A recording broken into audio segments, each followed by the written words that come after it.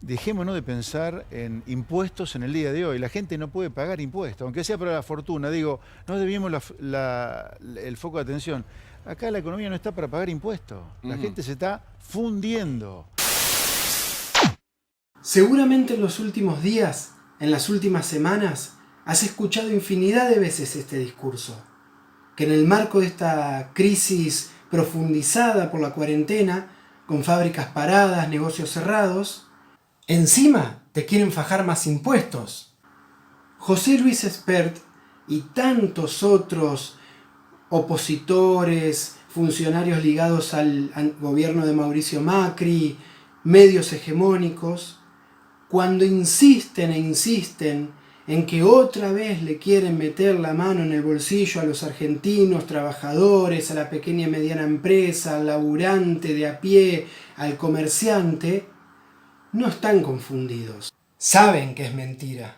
El proyecto de ley de creación de un impuesto extraordinario sobre las grandes fortunas, impulsado por el bloque de diputados nacionales del Frente de Todos junto a otras adhesiones y el aval del gobierno nacional, recaería sobre las 12.000 personas más ricas de la República Argentina.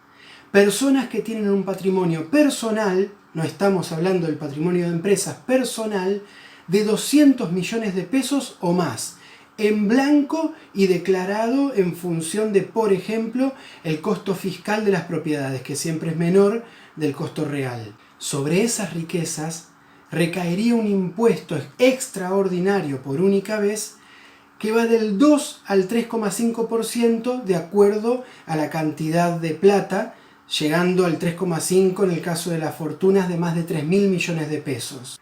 Esta vez, a ver si se da, pagan más los que más tienen. Uno de los enlaces que te dejamos aquí abajo, a una nota de Río Bravo, habla justamente de un conversatorio que se realizó para discutir sobre la necesidad de este impuesto sobre las grandes fortunas.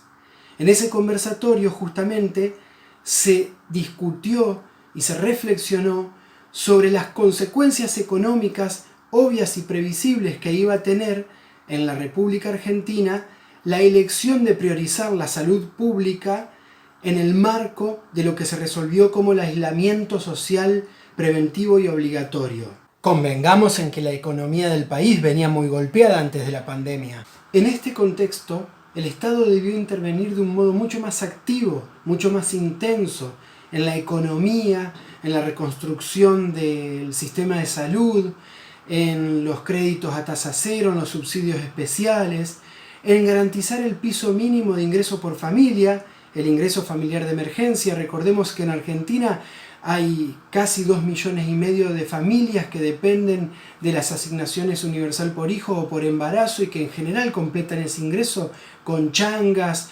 o trabajos informales que tuvieron que suspender en este contexto.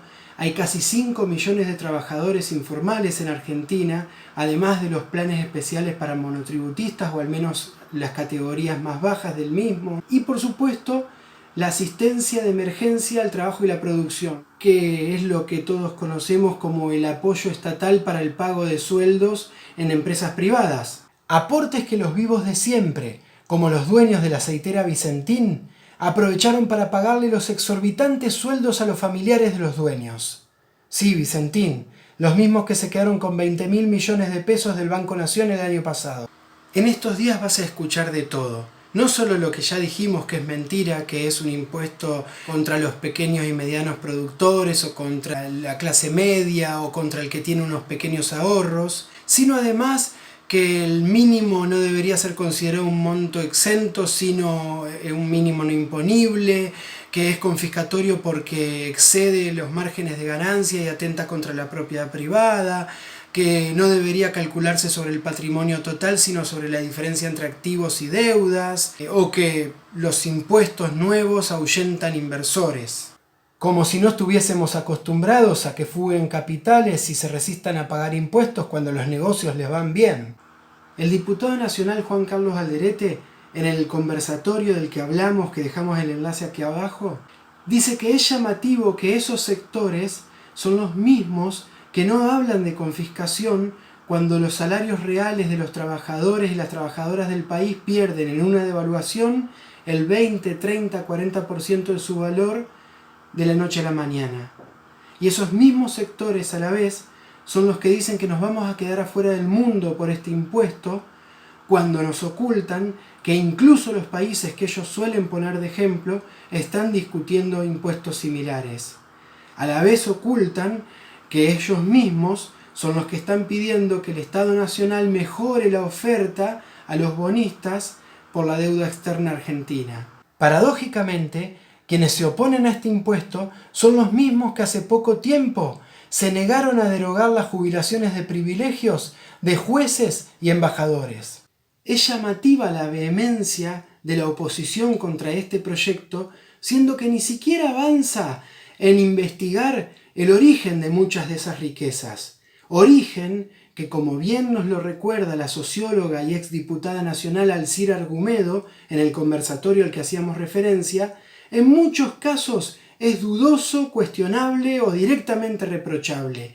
Y se remonta ella en la historia a la conquista del desierto, a otros genocidios sobre pueblos y robos sobre sus tierras que luego se fueron heredando, a la estatización de deudas privadas durante las dictaduras, o directamente con la timba financiera promovida desde el Estado Nacional durante los gobiernos neoliberales de Menem primero y de Macri después. ¿Alcanza con este impuesto para resolver la terrible situación económica que quedó en la Argentina después de los años del gobierno de Macri, más las consecuencias previsibles que tiene el parate que genera el aislamiento social preventivo obligatorio?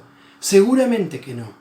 El actual director del Banco Nación, Claudio Lozano, señala que este impuesto va a obligar a otros cambios que van a tener que reorientar la estructura económica, social y política incluso de la Argentina.